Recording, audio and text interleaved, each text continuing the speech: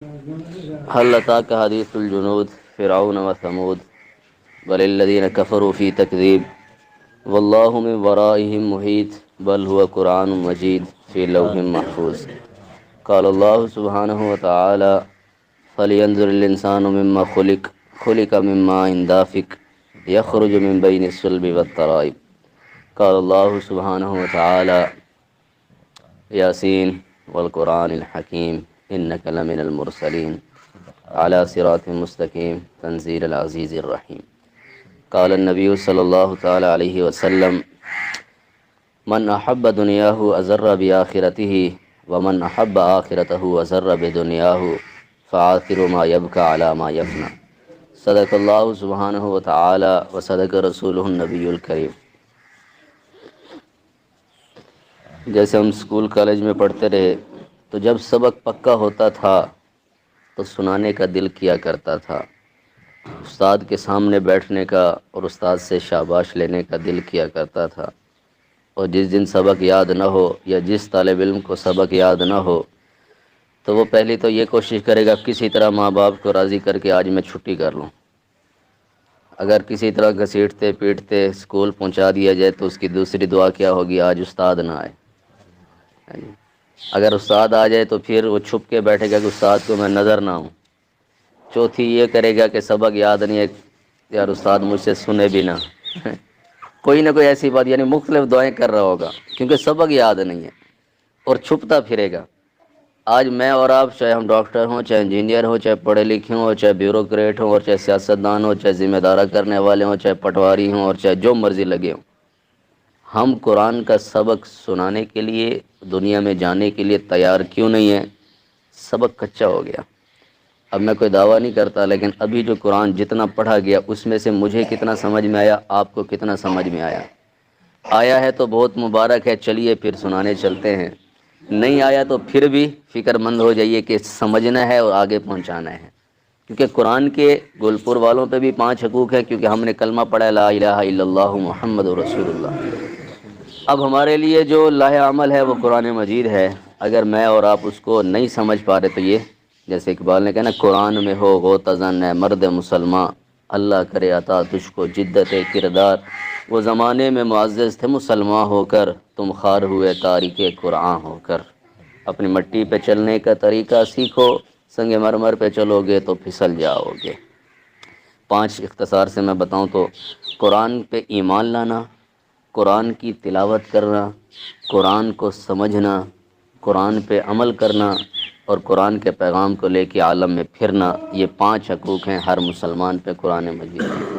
اب میں پورا کر رہا ہوں، آپ پورا کر رہے ہیں تو سو ویل اینڈ گڈ، بہت خوبصورت بات ہے. اگر نہیں کر رہے تو بھائیو فکر کیجیے. صبح صبح ایک دو دعاؤں کی طرف، پھر انشاءاللہ یہ سورۃ البروج اور سورۃ الطارق جو پڑھی گئی تھوڑی سی میں سناتا ہوں آپ کو، تاکہ مجھے بھی سبق تازہ ہو جائے اور آپ کو بھی، اور ہم اس سبق کو سنانے والے بھی بن جائیں. وہ شعر بڑا پیارا ہے نا، مکتب عشق کے دستور نرالے دیکھے. اللہ ہمیں واقعی عشق کے مکتب کا داخلہ دے دے یار. ابھی تک تو داخلہ بھی نہیں ملا نا.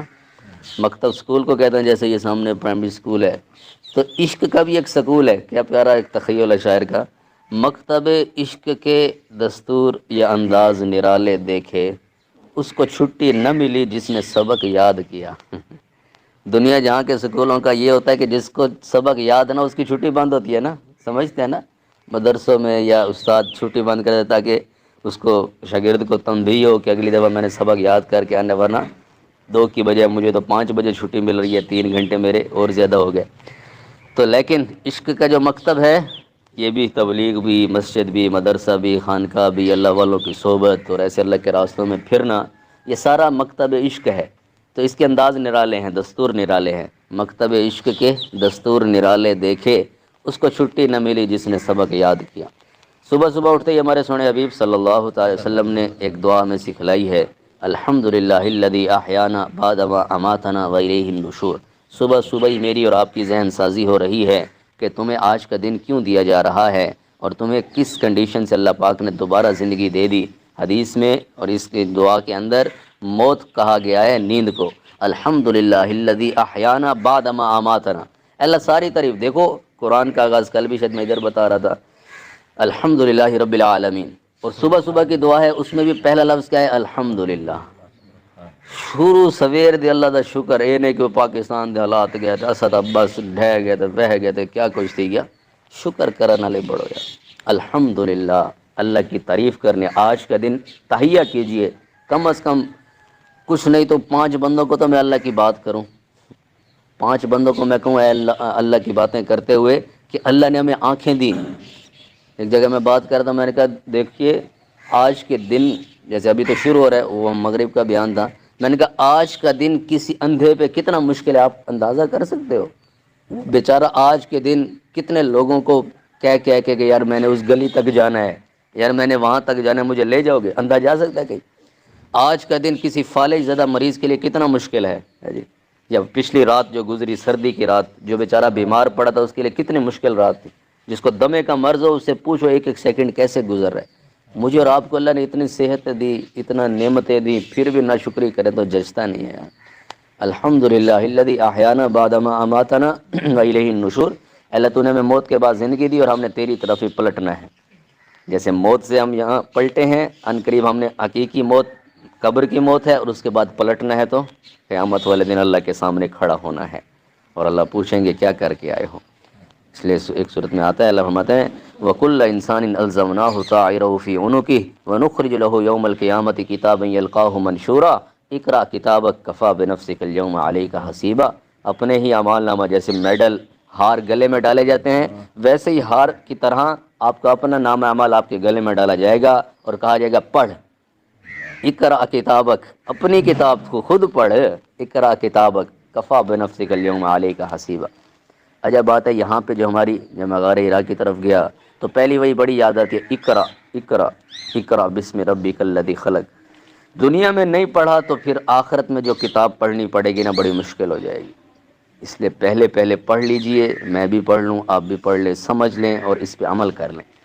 ورنہ اگر ہم یہ مصحف نہیں پڑھیں گے، قرآن مجید نہیں پڑھیں گے، احادیث نبوی کی کتابیں نہیں پڑھیں گے، تو پھر جب اپنا اعمال نامہ پڑھنا پڑے گا نا پھر معاملہ بڑا خراب ہوگا۔ تو اقرا کا لفظ یہ خوبصورتی شاید آپ نے پہلے نہ سنی ہو۔ ایک اور دعا ہے، جیسے سورج ابھر رہا ہے اس وقت کی دعا ہے الحمدللہ الذی اقالنا یومنا ھذا ولم یہلکنا بذنوبنا۔ پھر وہی الحمدللہ کا صیغہ ہے، وہی ورڈ ہے، اے اللہ ساری تعریف تیرے لیے، تو نے ہمیں آج کا دن دکھایا اور ہمیں ہمارے گناہوں کی وجہ سے ہلاک نہ کر دیا، کہ خطائیں دیکھتا بھی ہے، عطائیں کم نہیں کرتا، سمجھ میں آ نہیں سکتا وہ اتنا مہرباں کیوں ہے۔ دیکھ اپنے پہ اس رب کی عطاؤں کو بھی، پھر ذرا اپنے اعمال پر بھی نظر کر، وہ کیا کر رہا ہے اور تو کیا کر رہا ہے۔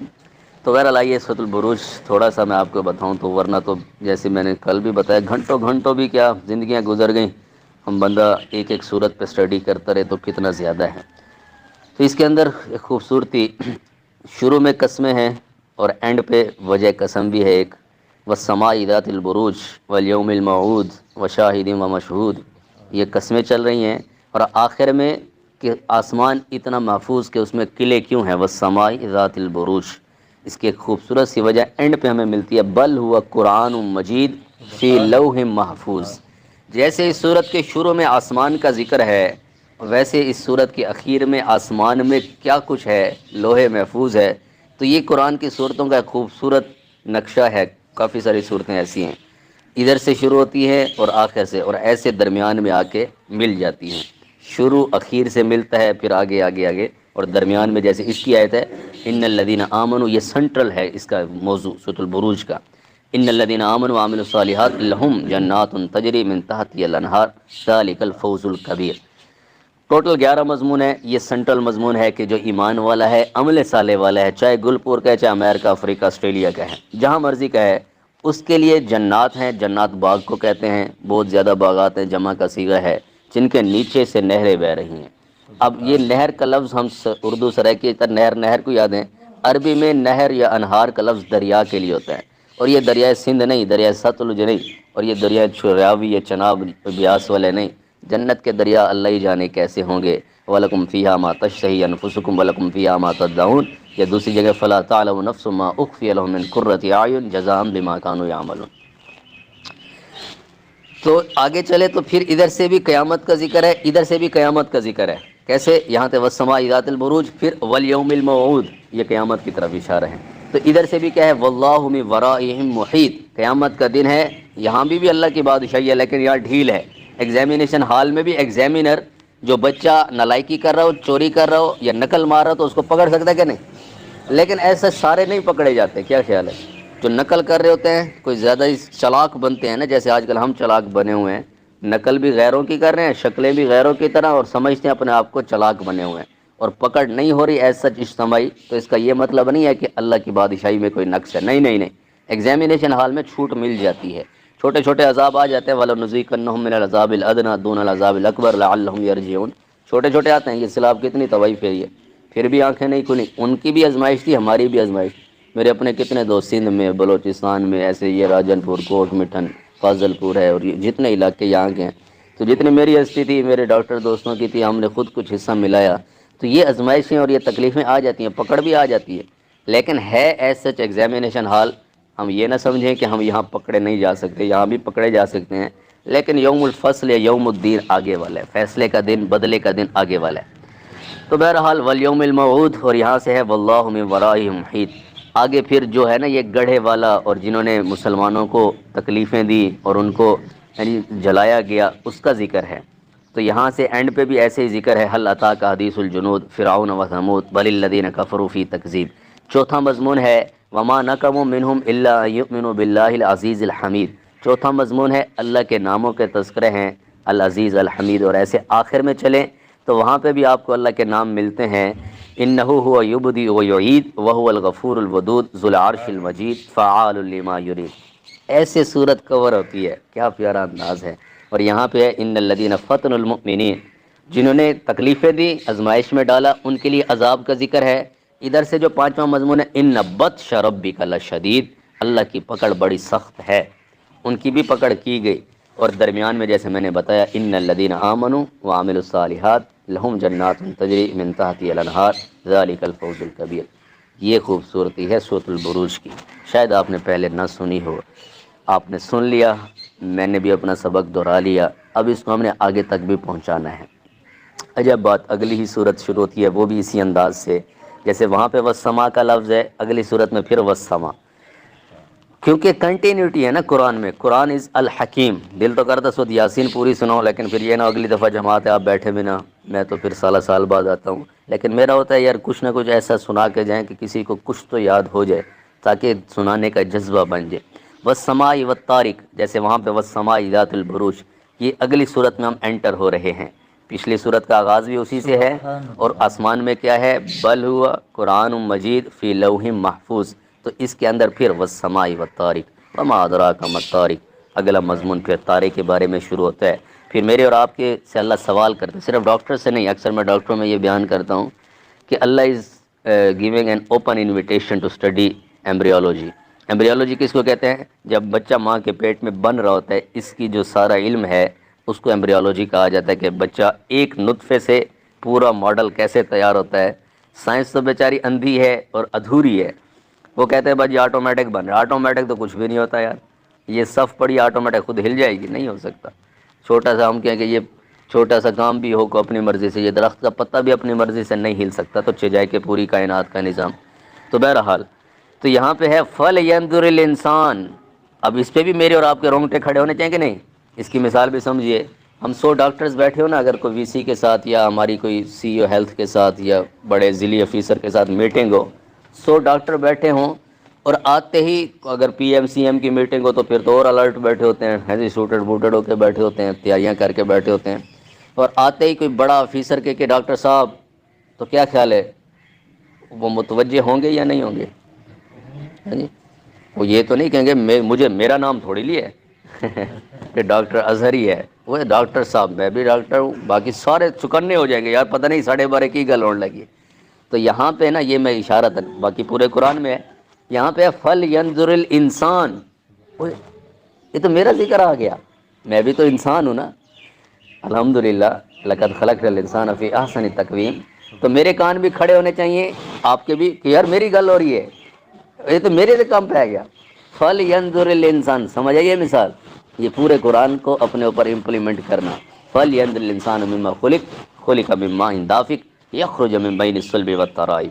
اور اس کے اینڈ پہ بھی ایک خوبصورتی ایک اور سنا دوں، جیسے اس کے شروع میں آسمانوں کا ذکر ہے، آخر میں قرآن کا ذکر ہے، اگلی ہی سورۃ طارق میں شروع میں آسمان کا ذکر ہے اور اینڈ پہ پھر اِنَّهُ لَقَوْلٌ فَصْلٌ، ایویں کوئی گلا شلا نہیں ہو رہی ہے نے، آگے اللہ خود کہے اِنَّهُ لَقَوْلٌ فَصْلٌ وَمَا هُوَ بِالْهَزْلِ، کھیڈ مذاق بڑھاتے ہنسی مذاق بڑھاتے بھج نہ کہہ کرو مولوی دی کہ یار وہ فلانا ہی کہہ گئے تو فلانا، نہیں نہیں، خود پڑھو ولاؤ اِنَّهُ لَقَوْلٌ فَصْلٌ وَمَا هُوَ بِالْهَزْلِ، پکی ٹھکی گلا نے، اس کے اندر کوئی ہنسی مذاق نہیں ہو رہا، آگے جہنم میں اگر ناکام ہو گئے کامیاب ہو گئے تو جنت کے نظارے ہیں، اور ایسے ہی اپنے آپ کو تم نے فضول میں زندگی گزار کے آ گئے تو یہ نہ ہو جو لوٹ آئیں تو کچھ کہنا نہیں، بس دیکھنا ذرا غور سے، جن منزلوں پہ خبر ہوئی کہ یہ راستہ کوئی اور تھا۔